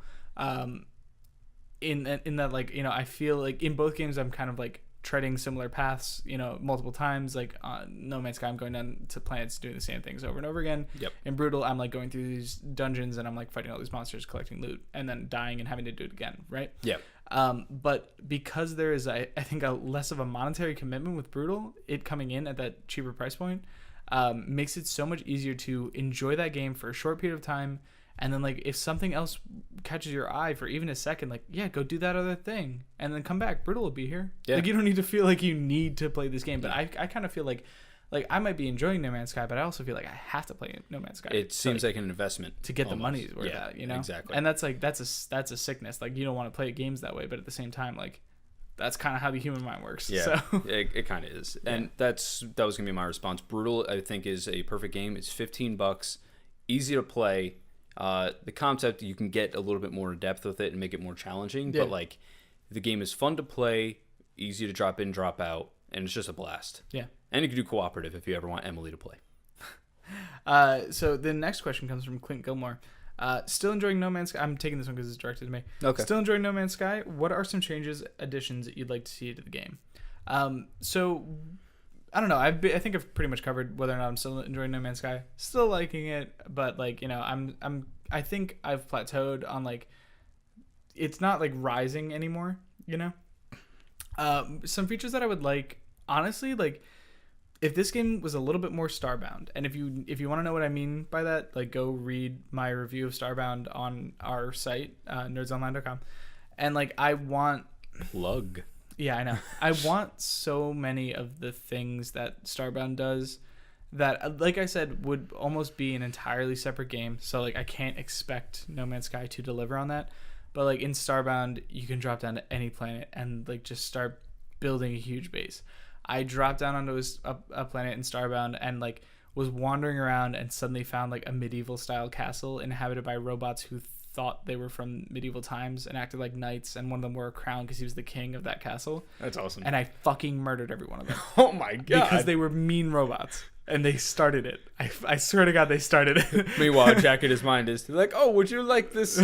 Would you like some mead? And he's How like, about some hot laser up the No, but so that's, you know, so I murdered them all. And that's mine now. I own that. I made that my home. I took their castle. It's huge, and I'm loving it. And I brought all my stuff from my previous home planet there. Like, really what it is about maybe having more of an ability to leave an impact on the universe. Like, in No Man's Sky, you can name every single fucking thing you see. You can name every planet, every plant, you can't rename your ship, which is weird. But yeah, every planet, every plant, every, solar system, you can do all of that shit, right? Yep. But you can't feel like you've really changed them. They just kind of are. And, like, maybe you grenade your way into the ground and create a new, like, tunnel or something, but, like, ultimately you're still basically doing the same thing. And, like, you can't really feel like you did anything to that planet. You know what I mean? Yeah, no, it's... I don't know. I have really nothing to say about No Man's Sky or anything like that. So it's like... Starbound, it sounds interesting. It seems like it's the better option of I still want someone to play that game with me, because I want to see what it's like when you can have two people, like, doing this stuff together. So it might be a good, I think. Yeah. I'm just gonna say this one. But he's still got another one there. Yeah, that's what I was saying. Oh, so our boy Clint Gilmore, aka Clint_G on Twitter. What's up again? I haven't heard from you in like 3 seconds. Yeah. He how much of a garbage truck on fire will Final Fantasy 15 be? I mean, like, I'm not, like we've just said, we're not really looking forward to that game. No. And, like, I think it's going to be a huge letdown. Like, if I had to bet, I would say it would be a huge letdown for all of its fans. Yeah, no, the hype and, it's been building for the past however long, is going to be too much. It's going to be eaten alive, I think. I don't think it's ever going to live up to the expectations it can possibly have right now. And I think that's going to be its downfall. But who knows? Maybe people will enjoy it. Sure. Who knows? Why don't you take this next one as well? Sure. Our man Boobalo, the Destroyer, a.k.a. @Boobalo Destroyer on Twitter. I do it every time. He asks, what's the best kind of barbecue sauce? And what do you do? What do you do? What do you put? Meant put. Okay. Yeah. What do you put that sweet, juicy, sweet goodness on? Woo. I'm a fan of sweet barbecue sauce. You actually really love barbecue sauce, like, in a real way. Like, I forget that you love barbecue sauce until I see you, like, go down on some barbecue sauce. I fucking love barbecue sauce. I like sweet barbecue sauce the most. I put that on... I put that shit on everything. I put it on burgers. I put it on chicken. Yeah. Pretty much anything, Not everything, but any kind of meat I'll put it on. And that's kind of it, though. But, I love barbecue sauce, and sweet is my favorite. I don't really go out for barbecue sauce. I mean, I enjoy it on things, but I prefer buffalo sauce. I like a little bit more spice in my life. A little spice. That's actually pretty much the end of my opinions on barbecue sauce. I hate to break it to you. That's sad. Yeah, I mean, like, I don't know. I enjoy a good barbecue-based thing, but, like, I'm not super crazy about it. I understand that. Barbecue sauce is good. The next question comes from Dave Ardito, and he says that's the one that we covered. But I want to, like, so his actual question was, with a long list of overpromises and underdelivers, how he really was focusing on the like, how do we prevent this thing? Mm-hmm. And I think we covered it. But I don't feel bad for calling him out about the Reddit thing. But I don't want anyone to, like, I don't want him to feel too bad about it. Yeah, I don't know. I have nothing to say about No Man's Sky. We've been talking. No, about it so I'm much, not. So. I'm not trying to get back into it. Okay. I'm just, like, reading his question. Yeah, whatever. Sure. The next question is from Ezekiel Herman, aka Hermes_343 on Twitter. He asks, do you think Sony's crazy enough to announce a new Vita at this year's #PSM? What is PSM? PlayStation. I'm assuming that you meant PlayStation Experience. That's what I would have guessed. I don't know.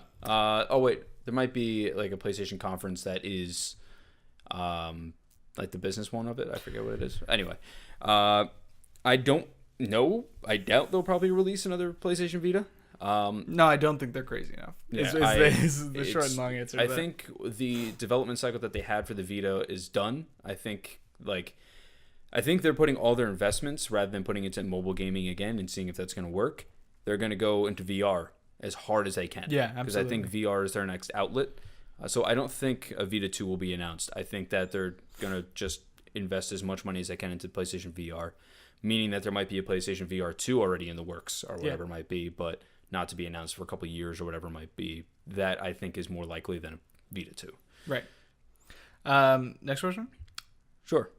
We need to start crushing these. Yeah. Angel Urbina asks, will you guys be making a new outro and intro and header now that Tron isn't there and Tom hasn't been on the channel recently? So if you guys saw, by the time that this goes up, okay, it will, because I'm gonna probably post it tonight. Okay. There's gonna be a new intro video for the YouTube channel. Yeah. I am going to work on a new intro. That one might take me probably not as long, but it will take me a little bit. And then there will be new outros as well. Yeah. I just can't guarantee when they're coming in. So but we have filmed them. If you saw a little behind the scenes footage recently of me being Fred's arms, that's, we were kind of screwing around and creating some new intros and outros, taking some headshots. Yes. Got a lot of work done that night. Had a lot of laughs. Stayed up way too late. Stayed up way too late, but we had a good time. Yeah, had a good time. Real good time. I actually have to go through those pictures with you and figure out what you want. Cool. But yeah, so there is stuff that is coming out. Just I don't know when yet. I hope that answers your question. Yeah. Hold on. Next one comes from Andy Cortez. I don't know if you've ever heard of him. The Andy from Rooster Teeth? What? Yeah. What? Well, Love you, Andy. He wants to know, what's a game that you'd love to get back into but don't have the time for? My answer will be, until I get there, until I actually finish it, The Witcher 3. See, I don't have a game like that. You're going to hate me. Mm-hmm. You're going to hate me for this. SOTOR. Okay. What? Yeah. No. Yes. No. So the thing is, right, is that I would love to get back into it because I haven't played a lot of the new content. And it's Star Wars. I've been itching to play a good Star Wars game for months now. If I had someone to play with, it would be a whole nother story. But also, don't you put that burden on me. Well, actually, the funny part was that you started playing it this is probably a year ago now. You started playing it and you're like, hey, do you want to come and play it? I was like, man, I'm not having a good time. Yeah. But the thing is, with the new expansion that they released, I can't remember the name of it now, but it was a whole new story mode, which they haven't done since the beginning. I'd be interested to play that. I wouldn't. I know you wouldn't. The thing is that game is obviously an MMO and requires it not only one, but if you could have more people play it, you'd be better off. Sure. Unfortunately, nobody wants to play that game anymore. No. Not of my friends, at least. You're up. Okay. The next question comes from our boy Jake James Lugo, aka Venomous Fat Man 1 on Twitter. Up? He asks, what video game character do you feel needs a total overhaul, even given a new personality, design, story, the works? I had one on my mind, and now I can't remember it. Shite. What was it? Do you want me to go first? Yeah. Okay. I think, and it's interesting because I think they have an opportunity to do it every couple of years. I think, like Link, from Legend of Zelda, any of them, could do with like, I don't know. Maybe I'm more just looking for some new like freshness from that universe. Maybe not specifically from the character, but like I would be very curious to see a different like, I don't know. I don't want to say like a different side of it, but like. I would be curious to see him have a voice. Yeah, I don't know, him have some kind of personality. Like let's like start breaking the rules of like who Link has to be every time, which is like this voiceless good guy who just shows up and fights bad things, you know? Yeah. Like there isn't, even in like Wind Waker where he's like looking for a sister, like yeah, he's worried about his sister, but like you don't really feel anything from Link himself. So to completely break that character mold and like try something a little different could be really interesting. Yeah. I still don't really have a good one, and I can't remember it. I mean, one thing I would like to see is maybe in Destiny 2 is your character actually talk. Like, so not just a character overhaul, like an actual character. An actual character. So, like, your character is obviously, like, brought back to life, and he's been dead for hundreds of years, and he's an undead. Yeah, and you're like, oh, the Traveler revived you, and you are essentially the chosen one to do all these things. Yeah. I would like that character to have a voice of some sort. I think that would be rad. Yeah. If you could like choose your vocal line for it and everything like that, I think it'd be cool. Yeah. As far as I don't know. I can't think of another character because I love, as stupid as it sounds, Marcus Phoenix's character is iconic. Yeah, for me. I mean, like you start thinking about characters that you're attached to. Yeah. For me, like I'm guessing for you, it's like Marcus Phoenix. Yeah. Other characters from Gears of War. Dante from DMC, but I like the new one that they did. Maybe some Uncharted stuff, which like I like all the characters in Uncharted. Really fuck with that. Yeah, no, I like all those characters. Yeah. It's hard to say. Yeah. But that'd probably be one of them. Is like the character you play in Destiny, because he's literally just an empty like shell. He is like what Master Chief was in like the first game. Yeah, for sure. Literally just didn't talk and just Yeah. did things, Yeah. and he was just a robot. Yeah, I think that could change. Yeah, but I don't know if that really answers your question. But there you go. So next question, Ryan Satilli asks, who do you guys look up to the most in games journalism? This is a hard question. Yeah, I mean, like we try and follow a bunch of different outlets and stuff like that, but obviously we are both fans of Kind of Funny. Kind of Funny, IGN. Yeah, IGN. Yeah, I mean, like that's where I usually center around. Yeah. I like Griffin and Justin McElroy from Polygon. I think that, and it's mostly because I listen to their content outside of video games. I think those guys are awesome, and like I kind of like I've listened to a few or watched a few video game things from them, and I kind of like they're like a lot of the videos that they do are like mostly for the fun or like mostly for the ridiculousness of it. Like they're not, a lot of them don't like focus on the super serious aspects of video games or video game journalism. It's all like goofy shit. Yeah. And it's kind of like, it's good to see someone bring the fun like back to a video games discussion. You know what I mean? Instead of being so critical and yeah, I mean, like, and yeah, everyone's very like critical all the time, and like I there's a lot of people who I admire. I admire Jared Petty for his like extreme knowledge of video game related topics and him just being history. an awesome person. Exactly, yeah, and like like in an industry that's usually extremely like cynical and like it makes you that way a lot of times for good reason. Like there's as many letdowns as I think there are victories. Yeah. He's always like super cheery, and and like I said, he knows it's seemingly more than anyone else about the industry. Yes. So yeah, he's one of my favorites. Yeah. I mean, honestly, like you can pretty much name all the personalities from IGN, and I like all of them. Yeah. Marty. Yeah. I love Marty. Yeah. Brian Altano. Yeah. Andrew Goldfarb. Mm-hmm. It's so many people like I look up to for that. Vincent Gennito with his actual like written work. Yeah. Great. Yeah. It's hard to narrow it down. Obviously, Greg and Colin is another person. We follow too many people. That's the thing. Yeah, the thing is that you look at these people and like you kind of look up to them because they do such great work, and you almost want to kind of not copy, but like try to not imitate, but try to replicate. Emulate, like do something of a similar quality, something that might mean as much to someone else. Yeah, as like, it means to you. You know? Exactly. Yeah. Like I love all those, like all their work. They do awesome jobs. Yeah. And it's like that's kind of just like what I look at, and I'm like, those guys are awesome. They do a great job with everything. So I guess that's probably my answer. Is that too many? And I think the last question, you should. Yeah. Well, there's two. So my girlfriend asks two questions back to back. So we'll answer the first one, which is she is at Kelsey Lynn 1031 on Twitter. She asks, "What's up, Kelsey? How excited for NYCC are you? New York Comic Con? If you don't know." Thanks for listening. Yes. My fiance doesn't. Especially with Bernthal now going. Punisher. Okay. And what time should we kidnap Jack to come with us? I mean, I'm gonna go. Yes. To New York Comic Con. I don't have tickets for all 4 days because work, I guess. I don't know, whatever. I'm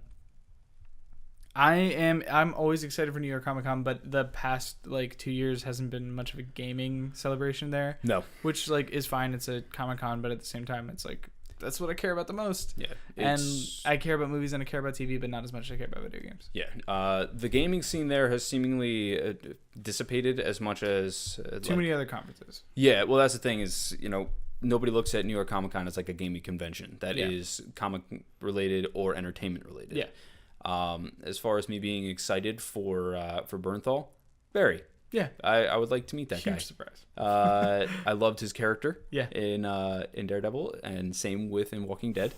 But he's apparently a very nice guy, so I'd like to meet him. Carrie Fisher's also going to be there. Oh, cool. So that'd be interesting to meet her too. I'm always excited for New York Comic Con. This year especially, I'm going to have a couple of our friends come out from a little place called Las Vegas, come out and visit and go to Comic Con, which I'm very excited about. Our friends at Ismahawk are going to be going there. So cool. We will be doing a meet and greet of sorts, mainly just to hang out, probably this Sunday. And then I think we're also going to try to plan something for Saturday too. Cool. But yeah, very excited for New York Comic Con.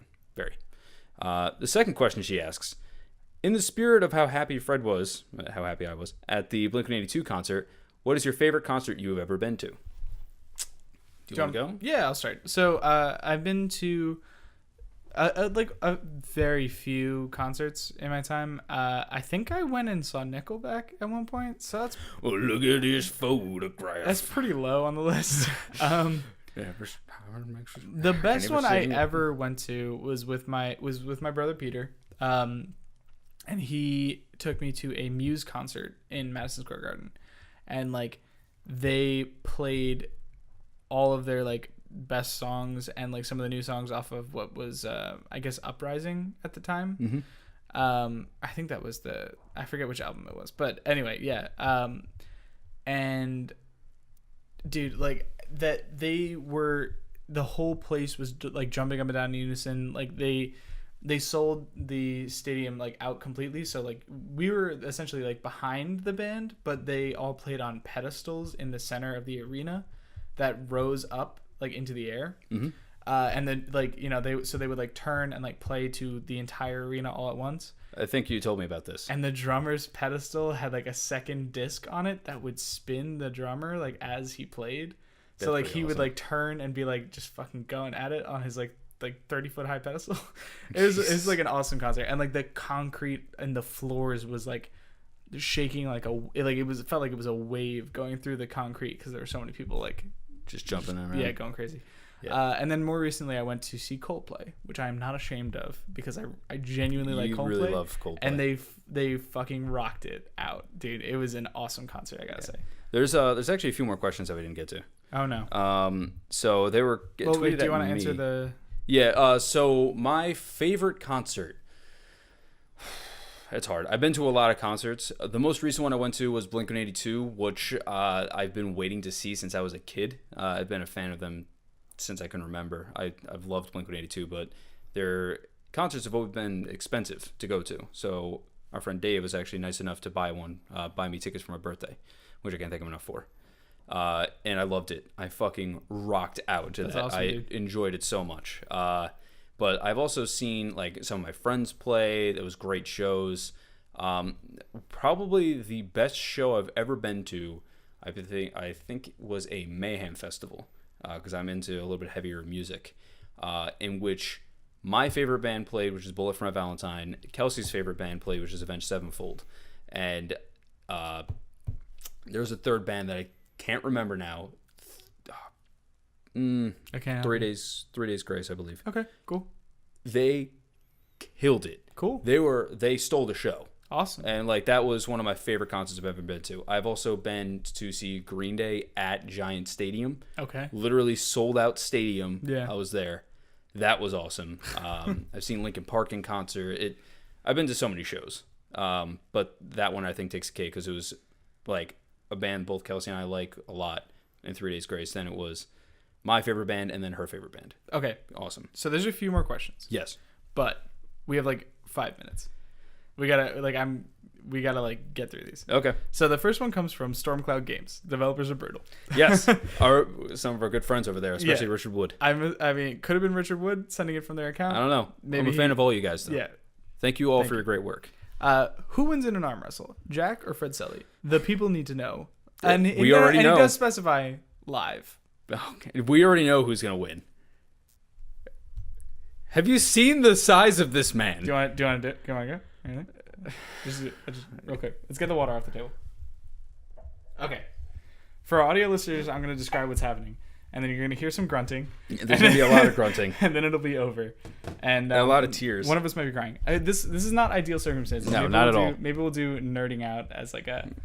This is a terrible idea. All right, you ready? I suppose. Keep the wrist straight. 3, 2, 1, let's go.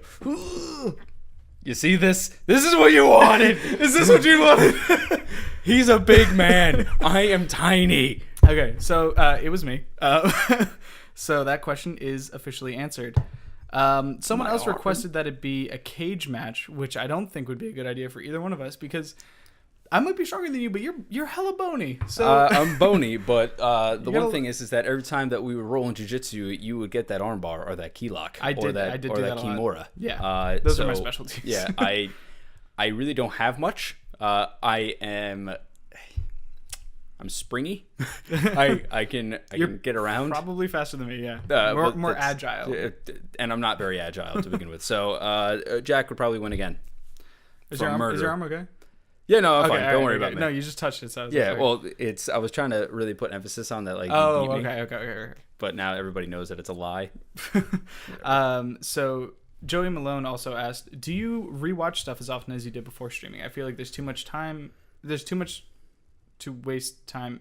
I feel like there's too much to waste time going back. I said that was me. I don't rewatch anything. No. The only time that I'll rewatch things is when I either every year or every 2 years I will rewatch all of Scrubs. Okay. Yeah. And it's just something I have to do. It's one of my favorite shows of all time. And the thing is that I don't have to watch it because I already know what's going on if I'm listening to it. So it's like background noise. So my thing is that like if I'm not, I'm always trying to play a video game, right? So if I'm playing a video game, I'm either listening to a podcast, listening to music, or like watching a TV show that I don't really have to pay attention to, right? If it's a TV show that I have to pay attention to, I'm probably not going to rewatch it because there's a bunch of shows I have like that. If it's something I'm not paying attention to, then I have like 10 podcasts that I follow. I have like all these YouTube creators that I try and follow. I've got like just so many stupid options that I have that I've never allowed myself time really to go back and re-experience anything unless it's like I can't think of something that I've gone back to re-experience. So it probably hasn't happened in a while. No, my thing is that, as you said, I always try to play video games. Sometimes I'll try to listen to a podcast while I'm playing. Like right now I'm behind on some of my podcasts. Right. The other thing is if I ever had time, like more time to do things when I'm not editing or I'm not doing other things, I would love to watch some of our friends' content. Yeah. I don't get to watch everybody's. Yeah. Like it just doesn't happen. Yeah. And it's sad because I really want to. I love the people that do the content.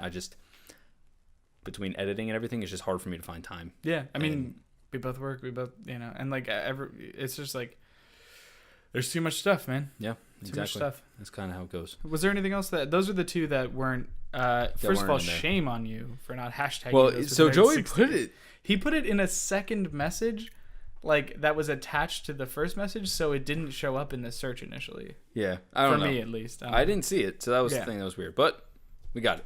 So, but I think that's everything. Okay, I think cool. We're good. So.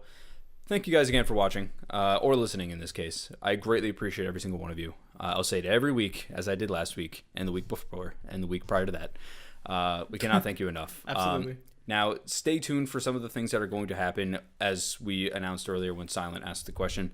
Yeah. We are going to go and... we're going to be putting up a new welcome video on the YouTube page, which is now done. Trying to update all the faces. Yes. We're going to try to change the banner. We're going to try to change the intro and change the outros. Yeah. I'm sure all of you are sick and tired of hearing the outro, the reverse reverse psychology. Yeah. It just...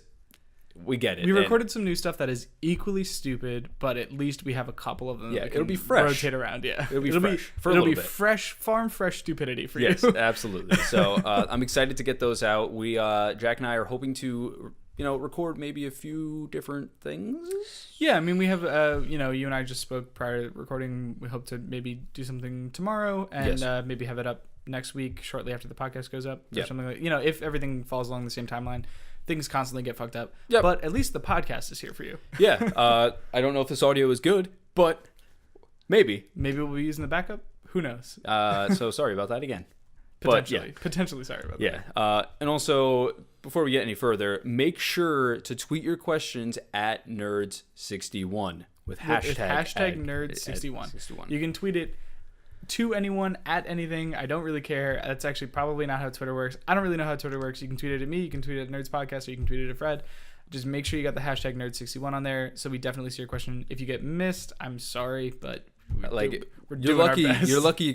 Some of you got caught. Yeah, we cast this net, and like some of you slipped through, but you didn't know that we had a bigger net. But that net has way more holes, so you might. Yeah, we tried. So again, thank you guys. What a terrible metaphor. Yeah, right. It's just there's a lot of holes in the net.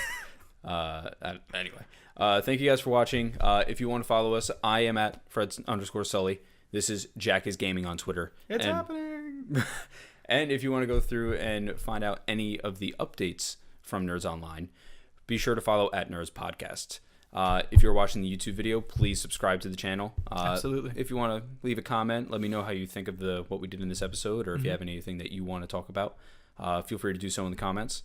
And if you are listening to this on iTunes, give us a review. Oh, that'd be awesome. Please. Also, if you're watching us, this is one of the first times that you and I have ever both worn Nerd shirts. It really has been a long time. It's like I literally can't remember the last time this happened. No idea. So this is a bicentennial. Yes. Like, also, occasion. I need to know how many of you want to buy shirts. Oh yeah. If anyone is interested in buying shirts, we need to hear from you. Yeah. I can see what I can do about that, but I need to know. I'm not just gonna release it and then like 3 people buy it. Yeah, it's gonna be sad. Yeah, that's not gonna be good. Right, anyway, we gotta close up. I did the finger guns already. Yeah. Thank you guys again, and don't forget, keep nerding out. Oh God. Do you smell? Oh, I did not. Okay, yeah. What the nerds are cooking. You're gonna have to. Oh wow. Anyway, thank you guys. Thank you for watching the video. Make sure to like, subscribe, and share the video if you can. Also, make sure to follow us on Twitter. Keep nerding out.